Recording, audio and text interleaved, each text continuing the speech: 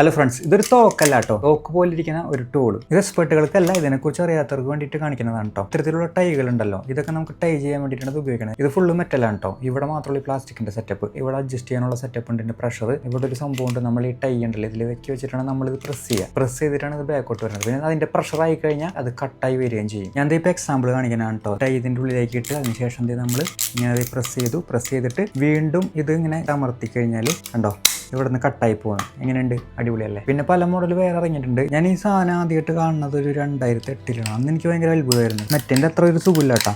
പോരാ, ഇത് പോരാ കേട്ടോ, ഒട്ടും പോരാ. കണ്ട, ഇതിപ്പോൾ കട്ടായി തന്നെ വേറെ സ്ഥലത്തു നിന്നാണ്. ഇനി നമുക്ക് ഇതിലൊന്ന് പരീക്ഷിച്ച് നോക്കാം. അയ്യോ, ഇത് സൂപ്പറാണ് കേട്ടോ. പിന്നെ ഇത് രണ്ടും ഉപയോഗിച്ചാൽ എനിക്ക് ഈ ബ്ലൂ കളറിലുള്ള ഈ സംഭവം ഇഷ്ടമായത്. പക്ക പ്രൊഫഷണലുമാണ്, കട്ടിങ് അടിപൊളിയായിട്ട് വരുന്നുണ്ട്. പിന്നെ നാട്ടിൽ ആമസോണിൽ ആയിട്ടുണ്ട്. അപ്പോൾ അതിൻ്റെ ലിങ്ക് ഞാൻ നോക്കിയിട്ട് കൊടുക്കാം. പിന്നെ ഞാനിത് ദുബായിലിട്ട് 3 വാങ്ങിച്ചത്. അപ്പോൾ വീഡിയോ ഇഷ്ടപ്പെട്ട് കഴിഞ്ഞാൽ ലൈക്ക് ചെയ്യുക, ഷെയർ ചെയ്യുക, പിന്നെ സപ്പോർട്ട് ചെയ്യുക. Thanks for watching.